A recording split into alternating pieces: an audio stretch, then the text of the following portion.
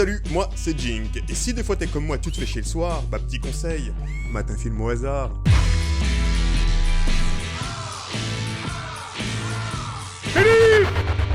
Bienvenue dans ce format de vidéo qu'est où filme ironiquement LOL à son intention première. Cette vidéo est la partie 2, donc si tu arrives ici sans avoir vu la première partie, je t'invite à cliquer sur la notification pour rectifier tout ça. Et si tu viens de la première partie après ton entracte, thé ou café, coffee is life. Eh bien reprenons notre film où on en était. Et ça, c'est la paix à la façon américaine. Eh bien, mes petits potes. C'est pas la classe, ça? Je sais m'y prendre avec les gamins. Alors vos réponses? Moi je vais dire 1, moi aussi je dis 1. Et la réponse est naturellement 1, 2, 3. Il suffit juste de les considérer à égalité. Tu ne crois pas qu'on devrait poursuivre ces deux gamins et récupérer ton portefeuille? Quoi? Et là, si tu tends l'oreille et que tu as bien retenu la leçon... C'est les scènes comme la statuette, elle ne sert à rien. Walker finit par repérer le gamin sur un toit et lui dit qu'il ne le balancera pas à Rasta Trivette s'il lui dit où est l'université. Ça marche? Ça marche. Il reprend le fric dans le portefeuille de Trivette et lui rapporte. Heureusement que le gamin était là, hein. Comment aurait-il pu trouver l'université? Ouais bah t'es mignon, tu fais comment en 94? Ben ouais, ils ont pas de smartphone et de GPS. Avec un truc de fou qu'on ne fait plus aujourd'hui. Une interaction sociale. Bonjour, excusez-moi, je ne suis pas du coin, je recherche l'université, je me suis perdu. Vous pourriez m'indiquer mon chemin s'il vous plaît? Oui, c'est tout au bout, deuxième à droite. Merci. Ils arrivent enfin à l'université pour voir Lockley et retour de l'homme mystère. Tandis que Trivette est égal à lui-même. T'as quelque chose contre ça? Ah, tant mieux. Dommage que j'ai pas d'argent, c'est ça. Attends, qu'est-ce que t'essaies de me dire là? Ta gueule! Il rentre et trouve le bureau du professeur. Et Rasta Trivette est vraiment un mange-mort? Oh, grand maître Cthulhu, faites en sorte que le ou la propriétaire de ce beignet se tapait un herpès explosif purulent visqueux. Le bureau est vide et il décide donc de se barrer. Et sur le chemin... Franck, c'est pas la fille de l'université de Chicago? Ils vont la voir, lui disent bonjour, et la tension sexuelle est tellement grande qu'elle en oublie totalement notre Rasta Trivette. Excusez-moi, je suis là moi aussi. Ah oui, vous êtes le détective... Jackson? Oui, c'est ça.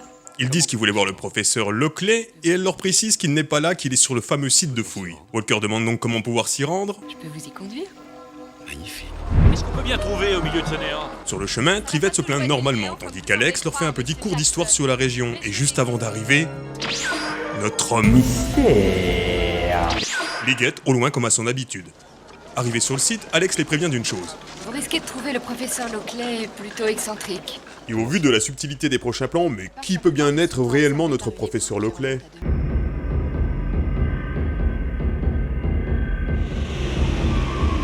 Ah, princesse. Quelle agréable surprise. Ils vont le voir et commencent à lui poser des questions sur le sceptre. Une contrefaçon relativement moderne de la couronne du sceptre du mythologique Prosatanos. Walker demande s'il connaît un certain Schindler et Prosatalos lui dit que non. Tandis que Trivette lui demande s'il connaît un Krieger. Oui, Krieger m'a appelé. Les gens réclament mes services dans le monde entier pour authentifier de quelconque vétige. N'ai pas de temps à perdre à écouter les bavardages de crétins qui prennent la mythologie et les légendes pour des faits réels. Maintenant, excusez-moi, le travail m'attend. Princesse. De retour à l'hôtel, Walker prend la clé et demande s'il y a des messages. Effectivement, ils doivent rappeler leur capitaine pour lui faire un rapport. Pourquoi moi? Parce que c'est moi le chef, et pas toi. Walker arrive dans la chambre, mais un comité d'accueil l'attend.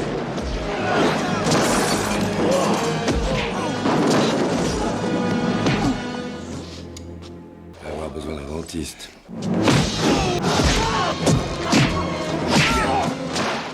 Bon, j'espère qu'il arrivera au moins à temps pour aider Walker.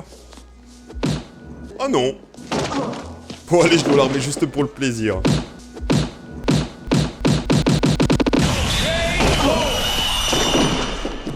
Et on se rend compte que c'est Krieger.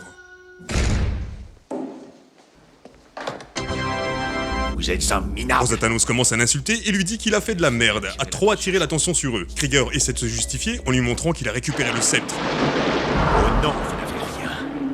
Savez-vous exactement qui je suis? L'envoyé du prince des princes. Bienvenue en enfer. Et c'est parti pour une exécution sommaire ultra réaliste.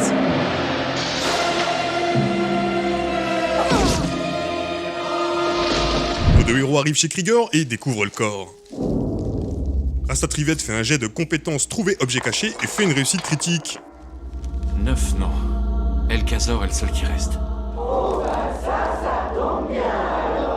Franck, j'ai Jette un œil là-dessus. Un fondu Star Wars plus tard, et on retrouve nos deux compères sortant de l'hôtel. On va aller voir Leslie avec ce parchemin. Mais non, objection, 7 heures. On ira nulle part tant que j'aurai pas mangé quelque chose, t'as compris? Ils vont en ville, sont enfin sur le point de manger, mais Walker remarque quelque chose. Nos deux gamins en train de faire leur tour à un touriste américain. Tu sais ce que tu fais? Tu vas commander, t'essaies de trouver quelqu'un qui puisse te renseigner sur Alcazar. Oui, ça va aller, merci monsieur. Walker le chope, puis lui dit de rendre le portefeuille. Hé, Shater, on va finir par manger froid.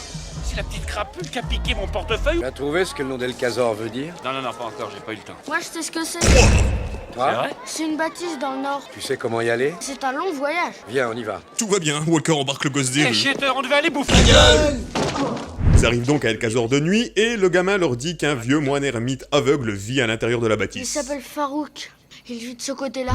Walker lui demande s'il est bien Farouk, et lui répond seulement que le rabbin Schindler est mort. Avant de quitter Israël, il est venu me dire ce qu'il voulait faire. Trouver Prosatanos grâce à une copie du sceptre et le tuer. Le jour du jugement dernier arrivera. Le jugement dernier. Armageddon. Walker lui demande donc ce que le sceptre a à voir dans cette histoire, et Farouk lui répond que si le sceptre est trempé dans un sang royal, cela ouvrira les portes de l'enfer. Le type après lequel on court, le diable en personne. Seulement un de ses émissaires, mais l'un des plus redoutés. Puis, Farouk commence à paniquer pour on ne sait quelle raison et leur demande de partir. Mais l'ombre de Prosatanos se profile.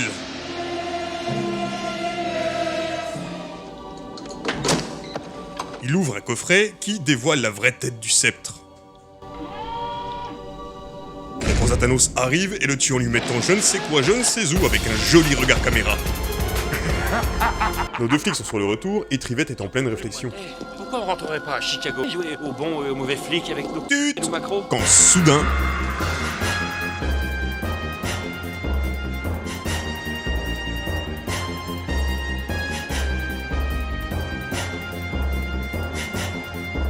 Ils arrivent dans la crypte mais trop tard et découvrent le cadavre de Il est Farouk. grand temps d'avertir la police israélienne. Tu as raison. Après cette mésaventure, ils se retrouvent garés devant le commissariat, disent aux gamins de partir et Rasta Trivette va faire une scène à Walker qu'il va démolir en une phrase. Ça va pas être facile d'entrer sans être vu, mais je crois que c'est possible. Franck, tout à l'heure, t'as dit qu'on allait avertir la police. Je me dis ça. Quoi? Bon alors écoute, c'est pas franchement le moment... Si, c'est justement le moment. Tu me couillonnes en me faisant venir dans ce putain de pays. Tu me couillonnes depuis qu'on est arrivé ici. Tu veux que je t'aide à rentrer par effraction dans la boutique des flics. T'as rien trouvé de mieux. Je suis ton coéquipier et je mérite un peu plus de respect, bordel. Si je ne te respectais pas, tu ne serais pas mon coéquipier. Alors tu peux me dire ce qu'on va foutre dans ce putain de commissariat, hein? Ils escaladent une façade, rentrent par une fenêtre, puis arrivent dans les bureaux. Walker lui dit de la fermer et de s'occuper des dossiers. Ces dossiers, ils doivent tous être en hébreu. Non, il concerne Interpol, c'est international. Super. Voilà qui va nous faciliter la tâche. En russe, en japonais, peut-être. Ou quoi d'autre encore? Ah bah je sais pas moi, au hasard, la langue internationale qu'est l'anglais, trou du cul. Walker finit par trouver le dossier que le chef de police lui a caché plus tôt, puis tout à coup... Ah, salut mon vieux. T'amènes le café? Ninja! Shader, t'es en train de nous enfoncer d'heure en heure, merde! Ça va peut-être nous servir, ça. Donc Walker aggrave les choses parce qu'il te sauve le cul, et toi tu fais quoi derrière? Tu piques le flingue du flic! Il y a eu exactement 8 morts. Et alors? 8 symptômes. Avec Farouk, ça fait 9. Réfléchis un peu. 9 morceaux. Et le sceptre est complet. Il ne manquera plus que le sang royal. Attends là, Walker est vraiment en train de lui expliquer, il est pas foutu de faire lui-même les connexions, mais t'es flic ou pas? Ouais, mais c'est sûrement parce qu'il a pas encore mangé, ça. Non, c'est juste parce qu'il est très con. Ce qui m'intrigue. Walker passe un coup de téléphone au bureau de Lockley qui n'est pas là, et c'est Alex qui répond. J'ai besoin des dates de conférence du professeur durant ces 2 dernières années. Alex commence donc à leur énumérer les dates de conférence qui correspondent toutes aux dates et aux lieux des meurtres. Il lui demande donc son adresse et finit par lui avouer que Lockley est soupçonné de meurtre. Alex n'en démord pas et lui dit que ce n'est pas possible. Au revoir. Et à peine le téléphone raccroché... Oui, excusez-moi, je savais pas que vous étiez là. Je suis toujours près de vous, princesse. Elle a découvert qui je suis. Que voulez-vous dire? Vous savez exactement de quoi je parle. Vous me faites peur, professeur Lockley. Je suis Prosatanos. Oh puis merde! Votre passage pour l'éternité. Sans transition, il rentre donc chez Lockley qui naturellement n'est pas là. Il fouille à droite et à gauche et l'attention de Walker est retenue par une photo. Mais c'est Leslie. Wow, on dirait une vraie princesse. Walker se précipite sur le téléphone. Bureau du professeur Lockley. Puis-je parler à Leslie? Elle n'est pas là, sergent. J'ai vu une photo de Leslie avec un vieux monsieur très distingué, à l'air très noble. C'est sûrement son père, le duc de Clémor. Son père est duc? le sang royal. Sérieux? Qu'il ait une photo à la limite d'Alex, et encore, c'est juste son assistante, ok. Mais de là avoir une photo d'Alex et son père, c'est super glauque. Mais sans ça, ils apprennent pas quel est son royal. Oui, bon, on appelle ça un raccourci scénaristique, bas les couilles. Ah, t'es un peu dur quand même. Ah ouais? Tu veux que je te les énumère tous depuis le début, un par un? Non, c'est bon. Trop tard. Putain, merci Régis. Hein. Premier, c'est Walker qui repère. Shinter et Krieger aller dans l'hôtel. Second, la demoiselle craquante qui tombe sur la caisse de Walker et Trivette. Bon, j'avoue, j'avais pas fait gaffe là. Troisième, sous forme de carte de visite, retrouvé dans la chambre d'hôtel. Quatrième et septième, le gamin Bézi. Avec l'université la bâtisse au nord dans la nuit. T'as pas sauté 5 et 6? Non, j'y viens. Ah, bon. Cinquième, il croise notre bel Alex à l'université de Jérusalem. Sixième, c'est notre boule et Drasta Trivette qui trouve le parchemin par terre. Oui, bah c'est bon, j'ai compris. Mais attention, y en a un huitième, on ne le spoile pas pour la fin. Quand on est scénariste et qu'on a pu la nique, vive les raccourcis scénaristiques. Son père est duc, le sang royal. Où est-elle allée? Faire un tour sur les fouilles avec le professeur Lockley. Ô divin maître, j'ai reconstitué ce sceptre. Les flics arrivent enfin sur les lieux et, quelques plans de coupe plus tard, ils arrivent enfin à la chapelle. C'est Leslie. Attention. Quoi? Tu ne crois pas que ça sent un peu le piège? Sans déconner.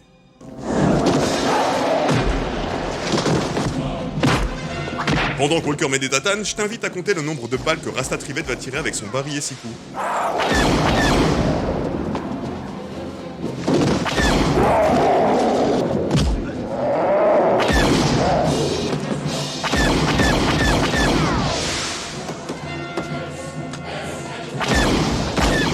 Si t'as bien compté, effectivement, il a tiré 10 balles avec un barillet Siku. Bah oui, mais il a rechargé. Non, je t'assure que non. Walker finit les cultistes, mais Trivette se fait choper. Mais c'était sans compter sous le coup de pied dans la gueule de Walker. Déséquilibré, Prosatanos lâche le sceptre au sol. Walker se fait projeter, puis c'est au tour de Trivette. Il se relève, mais notre méchant aime beaucoup trop jouer à cache-cache encore une fois. Réveillez-vous, vite. Il réveille Alex, puis Walker demande si la légende donne des infos sur comment le buter.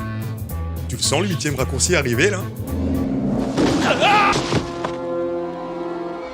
Prosatanos. Alex commence donc à se réciter à haute voix la légende et la prophétie.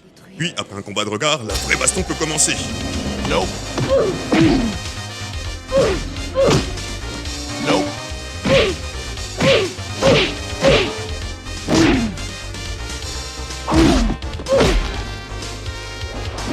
Une pseudo-planchette japonaise de Trivette et Prosatalos rejoue à cache-cache, sérieux? J'en sais rien. Franchement, ça me dépasse. Ils vont détacher Alex, puis notre méchant nous fait une petite entrée en scène à la Superman. On fait quoi maintenant? Le bon et le mauvais flic. Ce qu'il convoitait se confirmera être la cause de sa mort. Ce qu'il convoitait se confirmera être la cause de sa mort. Attention, ça va durer qu'une milliframe, mais voici la définition d'ascenseur émotionnel grâce à notre 8ème raccourci scénaristique. Le sceptre peut le tuer.